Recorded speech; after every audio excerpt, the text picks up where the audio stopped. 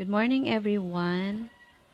Kakain na po tayo. Maaga po ako nag-prepare ulit ng breakfast dahil may pasok yung anak ko sa school today ng early morning. So, I have to wake up early para masiguro na yung anak ko before going to school ay busog na. And para sa breakfast namin today, we have here the sliced apple. Ayan po. And we have fried siomai. Ayan. Dahil meron tayong fried siomai, meron tayong kalamansi at soy sauce. Ayan.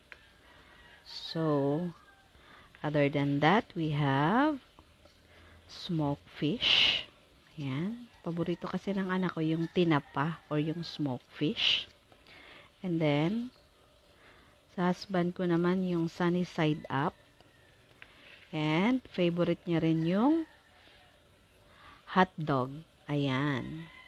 So, that will be our breakfast this morning, mga Lods. Sana po lahat ay meron na rin pong agahan today, this morning. At meron pa kaming natirang gulay na ampalaya kagabi. Pinainit ko na lang siya. This is the leftover ampalaya. Alright. So, that would be our breakfast this morning. Kaya tayo po ay kakain na. And I have here, nag-separate na po ako sa isang pinggan ng aking almusal. I have brown rice. Ayan. Ito na kasi yung nagiging usual na kanin na aming kinakain, ang brown rice. At dito, meron tayong dried fish na dalawa. Siyempre, yung mga niluto natin, the hot dog, the siomai with sausawan, and the sliced apple. Ang sabi nila, an apple a day keeps the doctor away.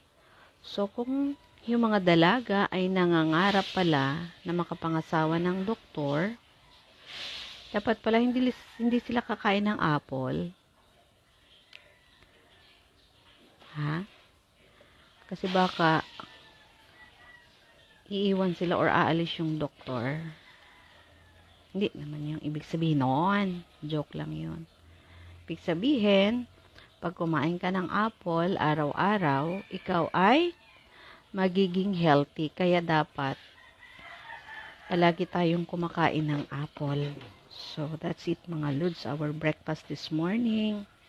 Tara na po, kumain tayo ng agahan para tayo ay makapagsimula na rin ng ating trabahong naghihintay sa maghapon na ito dahil sa araw-araw ba naman, marami po talaga tayong ginagawa.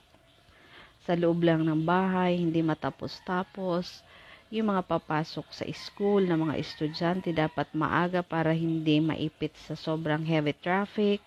At ganun din po yung mga papasok sa trabaho. Ayan. At kung ano pang mga lakad meron tayo, dapat early birds.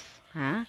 Para hindi tayo umalis ng bahay na gutom at hindi din po tayo maipit sa sobrang traffic. Alright. So, that's it mga Lods.